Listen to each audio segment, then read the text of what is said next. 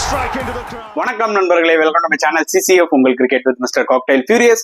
இப்போ நம்ம டிஸ்கஸ் பண்ண போற டாபிக் பாகிஸ்தான் டூர் ஆஃப் நியூசிலாந்து 5 மேட்ச் T20 சீரிஸ் ஸ்டார்ட் ஆகி ஃபர்ஸ்ட் T20 நடந்து முடிஞ்சிருச்சுங்க கிரைஸ்ட் சர்ச்ல. இந்த ஒரு பர்டிகுலர் மேட்ச்ல நியூசிலாந்து சும்மா பங்கமா 9 விக்கெட் வித்தியாசத்துல வின் பண்ணிட்டாங்க. சோ இந்த ஒரு யங் பாகிஸ்தான் டீம் வந்து பாத்தீங்கன்னா ஒரு டிசப்பாயிண்டிங் பெர்ஃபார்மன்ஸ் தான் கொடுத்துருக்காங்கன்னு சொல்ல முடியும். நல்லா ஞாபகம் வச்சுக்கோங்க கைஸ், அதாவது ஃபியர்லெஸ் கிரிக்கெட்னு ஒன்று இருக்கு, சென்ஸ்லெஸ் கிரிக்கெட்னு ஒன்று இருக்கு. ஓகேங்களா, நாங்க ஃபியர்லெஸ் கிரிக்கெட் ஆடுறோம்னு சொல்லிட்டு சென்ஸ்லெஸ்ஸா விளையாடக்கூடாது. அதுதான் வந்து எக்ஸாக்ட்லி பாகிஸ்தான் இந்த மேட்ச்ல விளையாடினாங்க.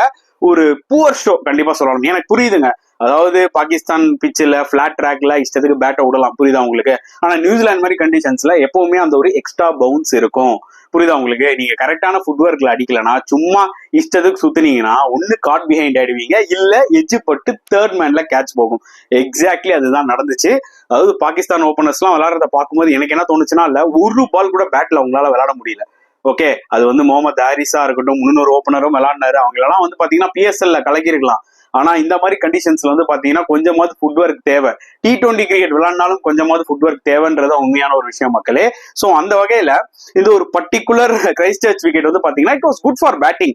இது வந்து பாத்தீங்கன்னா 91 ஆல் அவுட் ஆனாங்க பாத்தீங்களா பாகிஸ்தான். அந்த அளவுக்கு ஒரு மட்டமான பிச் எல்லாம் கிடையாது. It was a poor batting performance from Pakistan, அதை கண்டிப்பா சொல்லியே ஆகணும். சோ இந்த ஓவரால் பிச் பார்க்கும்போது ஒரு 160 170 விக்கெட் மாதிரி இருந்தது. கண்டிப்பா அந்த ஒரு எக்ஸ்ட்ரா பவுன்ஸ் இருக்கும்ல ஜென்ரலா நியூசிலாந்துல. அதனால டாஸ் வின் பண்ணி போலிங் எடுத்தாங்க நியூசிலாந்து. அண்ட் பிரேஸ்வெல் தான் வந்து பாத்தீங்கன்னா இந்த சீரீஸ்ல நியூசிலாந்துக்கு கேப்டன் பண்ண போறாரு. ஏன்னா நியூசிலாண்டோட main players Sachin Ravindra, Mitchell Santner, Glenn Phillips, Matt Henry already injury ஆயிட்டாரு.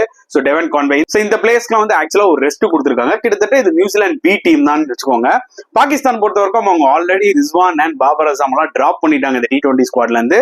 சோ பாகிஸ்தான் ஸ்குவாட் எடுத்தீங்கன்னா PSL நல்லா விளையாடின பிளேயர்ஸ் எல்லாருமே பொறுக்கி போட்டிருக்காங்க. ஓகேங்களா, சோ அந்த ஒரு டேலண்ட் எப்படி இருக்க போதுதான் நான் ஆர்வமா வெயிட் பண்ணிட்டு இருந்தேன். இந்த மேட்ச் வந்து எப்படா ஸ்டார்ட் ஆகும், இதை நம்ம பார்க்கலாம்னு சொல்லிட்டு. பட் இந்த அளவுக்கு மோசமா விளையாடுவாங்களான்ற மாதிரி எனக்கு தோணுச்சு. கொஞ்சமாவது டீசெண்டா விளையாடுவாங்கன்னு நினைச்சேன்.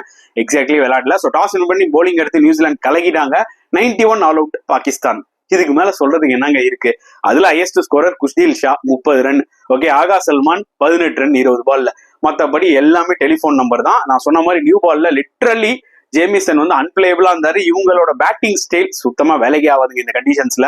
சும்மா பேட் அப்படி விட முடியாது, புரியுதா உங்களுக்கு. அதே மாதிரி ஏறி போய் அப்படி சுத்த முடியாது. நான் ஏற்கனவே சொன்ன மாதிரி கொஞ்சமாவது அப்ளிகேஷன் காமிக்கணும் இந்த மாதிரி கண்டிஷன்ஸ்ல. போனோடனே பேட்டை விட முடியாது. அண்ட் கிட்டத்தட்ட எல்லா பேட்ஸ்மேனுமே ஸ்ட்ரகிள் ஆனாங்க. குஷ்தீல் ஷா மட்டும் நான் வந்து பாத்தீங்கன்னா ஒரு தனியா தெரியுதாருங்க. Actually is a good player. நல்லா ஞாபகம் வச்சுக்கோங்க, ட்ரை சீரீஸ்லயும் ஒரு இம்பார்ட்டன்ட் மேட்ச்ல அவர் நல்லா விளையாடினாரு. ஓகே, அண்ட் சாம்பியன்ஸ் ட்ராஃபிலையும் பாத்தீங்கன்னா நியூசிலாண்டோட இந்தியாவோடய அவர் தான் ஒரு பிளேயர் சுமாரா விளையாடுனது ஆக்சுவலா ஃபார் பாகிஸ்தான். அதே மாதிரி அவரால் வந்து பாத்தீங்கன்னா அந்த ஒரு ஆஃப் ஸ்பினும் போட முடியும், left arm off spin. He seems to be a very decent பிளேயர்னு எனக்கு தோணுது. அவர் வேணா கொஞ்சம் டெவலப் பண்ணலாம் பாகிஸ்தான். மத்தபடி மத்த பிளேயர்ஸ் எல்லாம் ரொம்ப ராவா இருக்காங்க. சொல்றல, நீங்க பாகிஸ்தான்ல பிளாட் ட்ராக்ல கச்சா முச்சான்னு அடிக்கலாம். இங்கெல்லாம் வந்து ஆடணும்னா நீங்க கண்டிப்பா கொஞ்சமாவது ஃபுட் ஒர்க் தேவை, புரியுதா உங்களுக்கு. சோ அந்த வகையில பார்க்கும் போதெல்லாம் இல்ல இர்ஃபான் அந்த ஒரு பர்சன் நல்ல ஹைட்டா டாலா நல்ல ஒரு ஹார்ட் ஹீட்டர் மாதிரி கண்டிஷன்ஸ்ல வந்து பாத்தீங்கன்னா அவர் வந்து அக்கமடைஸே ஆக மாட்டேங்கிறாரு. ரொம்ப கஷ்டமா இருக்கு அவர் விளையாடுறதுக்கு, புரியுதா உங்களுக்கு.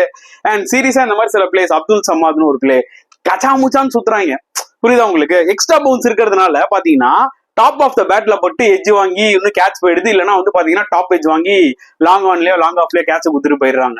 அண்ட் நியூசிலாந்து போலிங் எடுத்துக்கிட்டீங்கன்னா ஜேமிசன் சூப்பரா போட்டார். அவருக்கு தான் ஃபர்ஸ்ட் கிரெடிட் கொடுக்கணும். ஏன்னா அவர் தான் வந்து பாத்தீங்கன்னா டாப் ஆர்டர் விக்கெட்ஸ் எல்லாம் எடுத்தாரு. 3 விக்கெட்ஸ் எடுத்தாரு. ஜேக்கப் டஃபீம் ஓவராலா 4 விக்கெட்ஸ் எடுத்தாரு. டாப் ஆர்டர்ல ஒரு விக்கெட் எடுத்தாரு. பட் லாஸ்டா வந்து ரிமைனிங் 3 விக்கெட்ஸ் அவர் எடுத்தாரு. ஜக்காரி ஃபோக்ஸ் அவரும் நல்லா போட்டாரு. ஈஸ் சோதி ஃபர்ஸ்ட் ஓவர்ல எக்ஸ்பென்சிவா இருந்தாலும் அப்புறம் கம்பேக் கொடுத்து ஒரு 2 விக்கெட்ஸ் எடுத்தாரு. மைக்கேல் பிரேஸ்வெல் மட்டும் பாத்தீங்கன்னா 4 overs போட்டு 28 runs விக்கெட் எடுக்கலாம். மற்றபடி எல்லாருமே சூப்பரா போட்டாங்க. அண்ட் இந்த டார்கெட்டா 10 ஓவர்ல முடிச்சிட்டாங்க நியூசிலாந்து. Just losing 1 wicket. நல்ல ஒரு ஓப்பனிங் ஸ்டாண்ட் ஃப்ரம் டிம் சேஃபர்டா இருக்கட்டும், ஃபின் எலனா இருக்கட்டும். 53 runs ஓப்பனிங் பார்ட்னர்ஷிப் போட்டாங்க. பாகிஸ்தான் போலிங் சொல்றது எதுவுமே இல்லை. ஷைன் ஷா அஃப்ரிடி எல்லாம் போட்டு உரிக்கிறாங்க, அவ்வளவுதான் சொல்ல முடியும். அப்ரார் அஹமத் மட்டும் வந்து ஒரு விக்கெட் எடுத்தாரு, டிம் சைஃபர்ட் விக்கெட். அவர் நல்லா விளையாடினார் ஃபார் 44. அதுக்கப்புறம் ராபின்சன் வந்தாரு. ராபின்சனும் சரி, இந்த பக்கம் ஃபின் எலனும் சரி மேட்சை கிளீனா முடிச்சு விட்டாங்க. So disappointing performance from Pakistan, அதுல எந்த டவுட்டுமே இல்ல. ஃபர்ஸ்ட் மேட்ச் எப்படியாப்பா இதே மாதிரியே போச்சுன்னா 5-0 கன்ஃபார்ம்ன்ற மாதிரி தான் எனக்கு தோணுது. பட் அட்லீஸ்ட் நான் ஒரு ஃபைட் பேக் எதிர்பார்க்கிறேன்.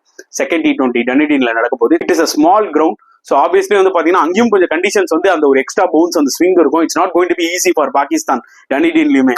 அதனால வெயிட் பண்ணி பார்க்கலாம். It's going to be very challenge. அடுத்த மேட்சும் பாகிஸ்தான் தோத்துட்டாங்கன்னா இந்த சீரீஸ்ல கம்பேக் ஆகிறது ரொம்ப கஷ்டமான ஒரு விஷயம்.